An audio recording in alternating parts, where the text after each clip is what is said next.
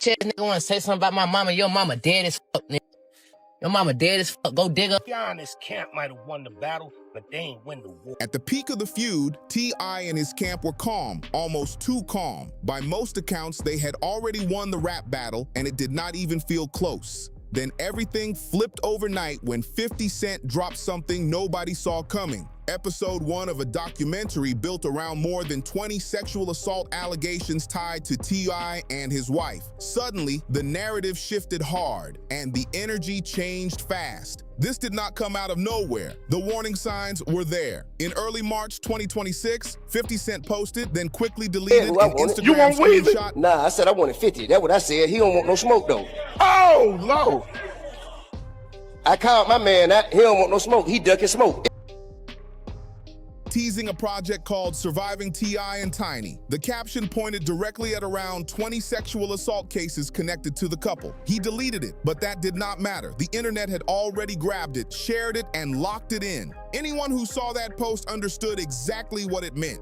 50 Cent has a history of turning these kinds of threats into full-blown documentaries, and when he does, it usually does not end well for whoever is targeted. What leaked was not a full episode, it was something else. A signal, a preview, a calculated move. And the reason it hit so hard comes from everything that led up to it. The tension between 50 Cent and T.I. goes back nearly 20 years. It started as regional rivalry, New York versus Atlanta, but it turned personal in 2008 when 50 accused T.I. of being a snitch. T.I. decided to respond and play into it and say, I'm gonna use it to promote my music. He said, at 50 Cent, I don't fear my past. I'm too focused on the future. Top 20 in 2 weeks and climbing. Now, hashtag let them know that. King, I'm love, not like. Hashtag my God don't play. That accusation came after T.Y.'s 2007 arrest for attempting to purchase machine guns and silencers, a case that carried serious time. 50 did not let that go quietly either. He put it into music saying, he served one on the G Unit, record TOS, terminate on site 50 rap, get knocked with 10 machine guns, only get 12 months. Oh, we don't talk to me. That line stuck and it followed T.I. for years, shaping how people saw him. The feud cooled off for a while, but it never fully disappeared. Then around 2020 and 2021, T.I. started pushing for a Versus battle, a platform where artists go head-to-head by playing their biggest hits. 50 kept brushing it off, not interested at all. That silence held until February 2026, when things heated up again. During Super Bowl weekend, T.I. went on the Nightcap podcast and claimed that 50 had agreed to a Versus, then backed out. He said 50 ducked the smoke, and that statement lit the match. 50 did not respond with a song. He went straight to social media, where he is known to hit the hardest. He posted an old Crime Stoppers PSA featuring T.I., using it to push that same snitch narrative again. Then he escalated further. On February 22nd, 2026, 50 posted an image of T.Y.'s wife, Tamika Tiny Harris, edited or chosen to make her look bad, with a caption mocking her appearance. How are you doing? I am just bringing it to your attention that it is now July the 6th. And I gave you 2 days for a grace period just because I had to get my shit together. I was having a good time, but 5 mics. There's an app check for you or a paycheck for me. That moment took things to another level. T.I.'s son, King Harris, jumped on Instagram Live almost immediately. What he said did not just continue the beef, it pushed it way past normal rap drama. 50's mother, Sabrina Jackson, was murdered in 1984 when he was just 8 years old. That is a deeply personal and painful part of his story, and King knew it. King went straight at that, and he did not hold back. He framed his actions as retaliation, saying 50 had disrespected his living mother first. In his view, this was payback, but the tone was not just emotional. It came off as aggressive, even threatening, and people were watching every second of it.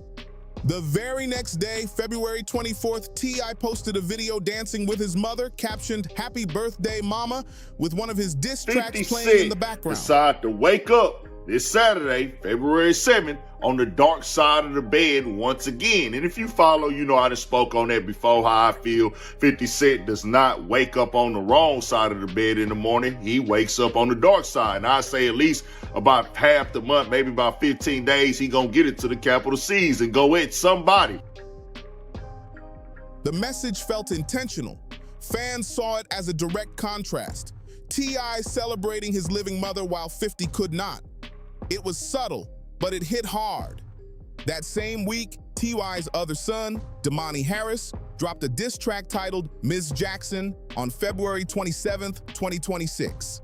Then King crossed another line. He wore a t-shirt featuring an image of Sabrina Jackson during a diss video, mocking both her appearance and her death. Even some of T.I.'s supporters felt that went too far. At that point, people in hip-hop media started reading 50's silence differently. It did not look like retreat, it looked strategic. And that turned out to be exactly what it was, because his next move was not music at all. It was something much bigger. The gentleman, an ambassador of the South, has, now I'm trying to get an update, Tip. You called out 50 Cent and said you want to do the versus let me tell battle. you something, guys. Hey, listen. Here we go. Hey, look, let me tell you something, guys. I know what the most entertaining and probably the most relevant, humorous thing for us to talk about. And I guess we can talk about it. Around that time, 50 posted and deleted the teaser for Surviving T.I. and Tiny. This was no longer trolling. He was pointing directly at a set of allegations that had been around since 2021 and signaling that he might build a full documentary around them. That is what made it serious. This was not just another diss, it was a shift in battlefield. A rap feud can be loud and messy, but a documentary built around serious allegations is something else entirely. And people understood that immediately because they had seen 50 use this playbook before. The weight of that threat comes from the story behind it. Back in January 2021, allegations against T.Y. and Tiny first became public in a major way. It began with Sabrina Peterson, an entrepreneur and former friend of the couple who accused T.I. of threatening her with a gun during a 2009 incident. That claim opened the door. Within days, Peterson said she had heard from more than 30 people with similar stories involving the couple. These included claims of drugging, coercion, and assault over a period stretching from 2005 to 2018. Some people call me Tip. This is about another kind of tip that can help our mothers, our sisters, our brothers, and our fathers help get the perpetrators who commit crimes against them off the streets. All you got to do is call Crime Stoppers Atlanta. Tips can be anonymous, and there's even a reward. The number to Crime Stoppers Atlanta is 404-577-8477. That's 404-577-TIP. By March 2021, attorney Tyrone A. Blackburn was representing 11 accusers, 8 women alleging direct sexual assault involving T.I., Tiny, or their associates, and 3 others with related claims. The accusations followed a pattern: invitations to parties or hotels, drinks allegedly laced with substances like MDMA, and then non-consensual encounters. One woman claimed that in 2010 she was forced to take drugs and engage in sexual activity at a hotel while unable to consent. Another alleged that T.I. and an associate drugged and assaulted her that same year. These claims were detailed and repeated across multiple accounts. Attorney Lisa Bloom later came forward representing 2 more women. The New York Times spoke with 5 alleged victims who described similar patterns.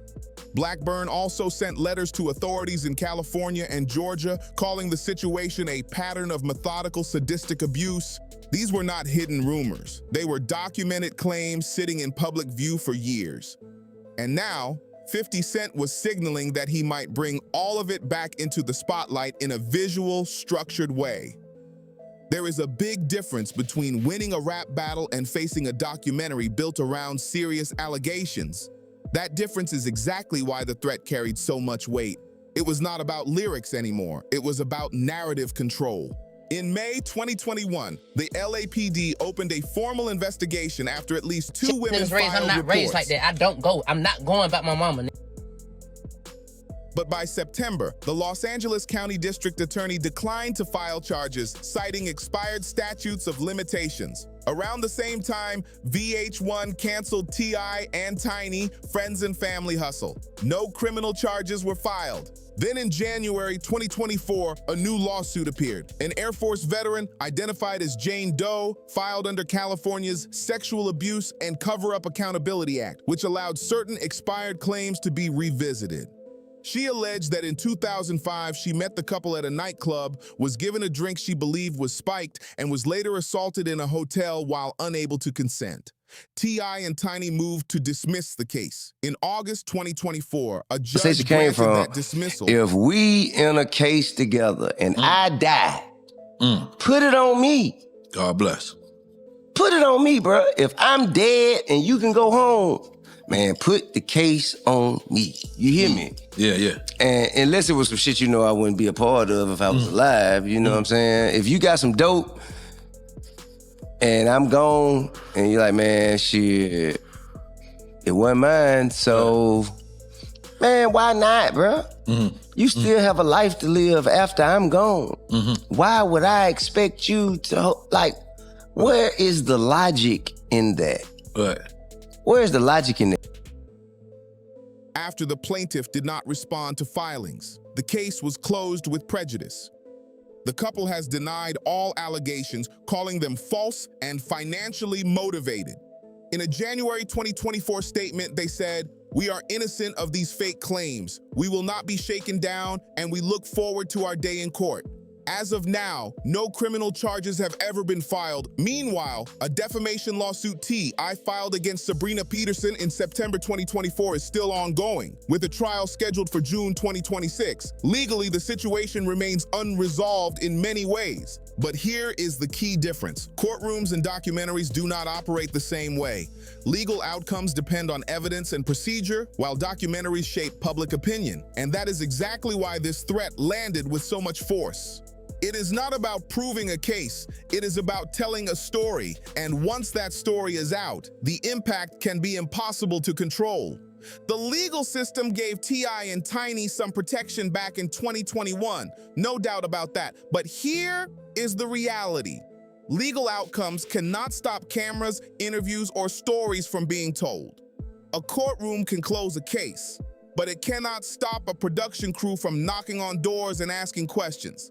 And that difference matters a lot, because 50 Cent is not acting like a prosecutor in this situation. He is moving like a producer, and what he creates does not need a conviction to hit hard. History already showed that. His power comes from how he builds narratives, not how he argues cases. To really understand why this threat feels heavy, you have to look at his playbook. 50 is not just an artist. He runs a full media operation through G-Unit Film and Television. And there is a pattern to how he moves, step by step, no accidents. First comes the social media shots, posts, clips, jokes that look random but are not. Then comes public framing, shaping how people see the situation. After that, production begins. By the time cameras roll, the audience is already locked in and waiting. The documentary does not introduce the story, it finishes it, and that is where the real damage happens. He does not create accusations out of thin air. He collects what is already out there, organizes it, and gives it structure, a beginning, middle, and end. Then he puts it on a platform where millions can see it. That is the real move, and that is exactly what he is lining up against T.I. On March 5th, 2026, 50 pushed things further. He posted old footage of T.I in court and promoted Crime Stoppers-style content clearly aimed at keeping that snitch narrative alive while also keeping the allegations in people's minds. The caption said, "No, I don't like it. No verses. Let's do the stay away challenge and stay away from me. LOL." Post a picture of your motherfucking mama, nigga. She dead, nigga. Pay respect, nigga. It looked like trolling, but it felt like a preview.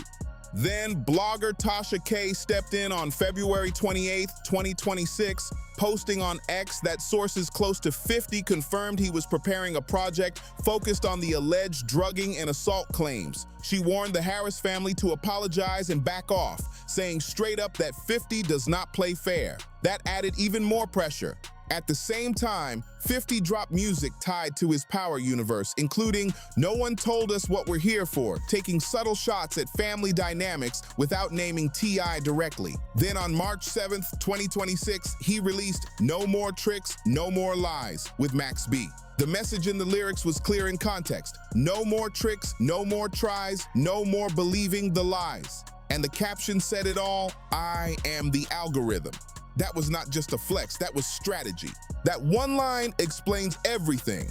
50 is not just responding, he is trying to control the entire narrative. He wants to shape how the story is told before T.I. even gets a chance to respond properly. And people watching closely picked up on that fast. The posts, the songs, the clips, none of that is the main event. That is just the buildup. The real move is always bigger. This is not just about pride or toughness, it is about turning conflict into content and using it as leverage. The blueprint everyone keeps pointing to is Surviving R. Kelly, which dropped in 2019 and pulled in around 26 million y'all viewers. just better tie y'all motherfucking shoes. Y'all just don't know who the f y'all fucking with. R. Kelly was later convicted in 2021, but the documentary itself shaped public opinion before that. So when 50 hints at a title like Surviving T.I. and Tiny, it is not subtle at all. He is placing them in a very specific category and daring them to respond. T.I., for his part, has not backed down. On March 5th, 2026, he posted from a music video shoot saying, "We can go bar for bar, hit for hit, or Dosey for doc. Either way, all you gonna do is show how much of AFNU is. Let's play. Nobody fears you over here, boo-boo." That energy was direct and defiant. He followed that with a diss track titled "Trauma Bond," making it clear he is still ready to battle. In another caption, he pushed back again, basically telling 50 to drop whatever he wants. But there was one detail people caught. My song in the country, man. Let them know, man.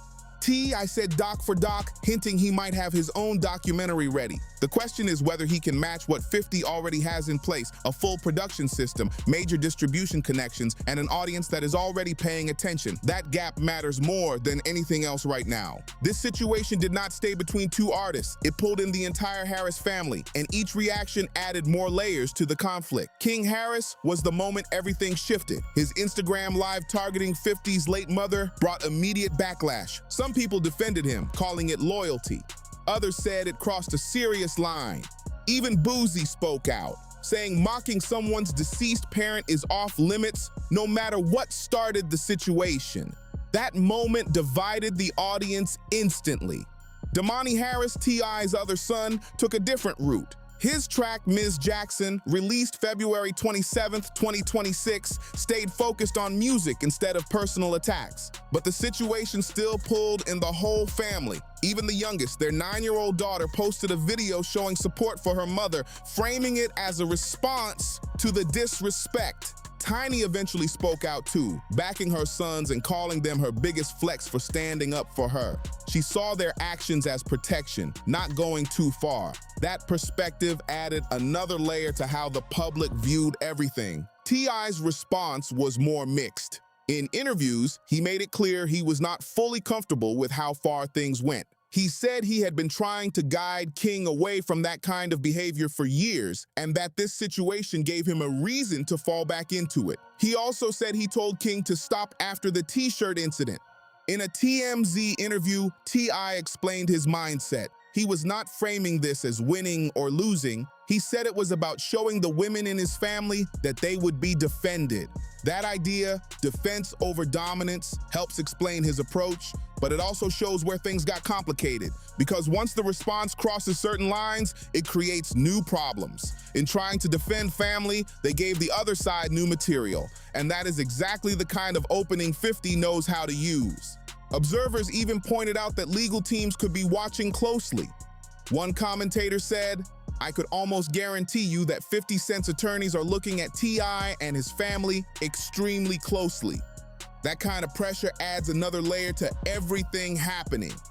50 addressed the comments about his mother directly, saying, "My mom died when I was little. You said that to me." That shifted sympathy in his direction. In public opinion, that moment gave him ground to stand on. Even Uncle Murda, when asked about the situation, started off treating it like entertainment, but quickly corrected himself, saying it was not funny. That shift sums up how people are reacting. At first, it looked like typical rap drama. Now it feels like something much more serious.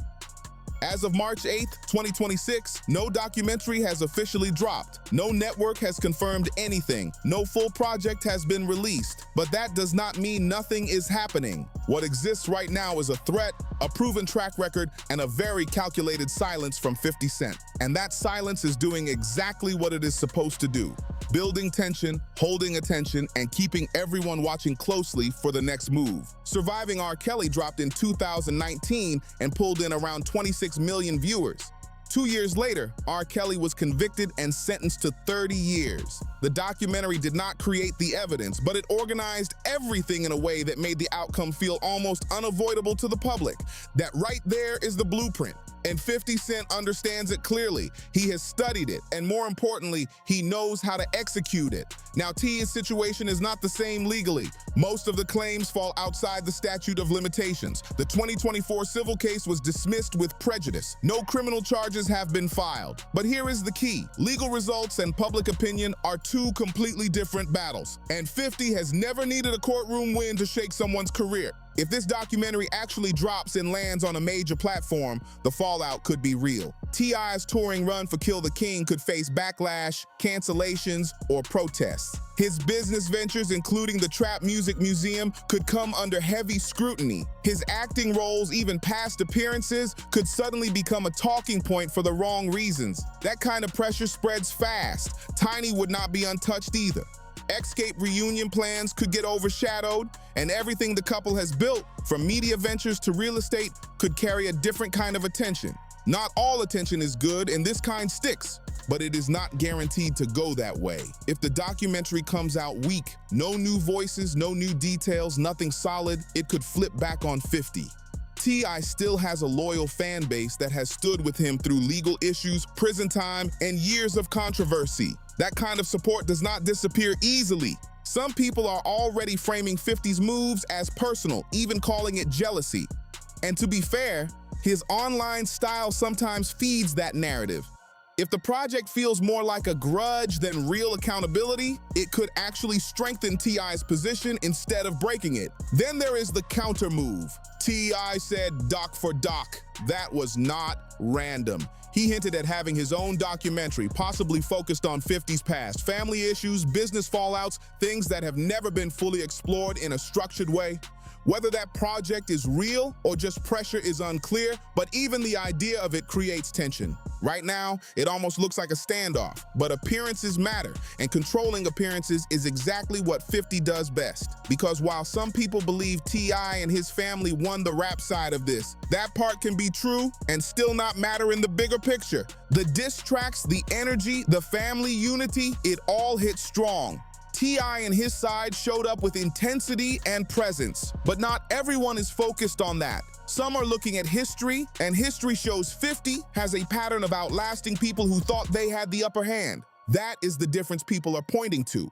Rap battles are one arena, documentaries are another, and 50 has already proven he can dominate in that second space on a level that music alone cannot touch. King Harris showed confidence during the most intense moments of this situation, especially during that Instagram live. The energy was loud, direct, and fearless. But confidence alone does not always win every type of battle, and this next phase is a completely different kind of fight.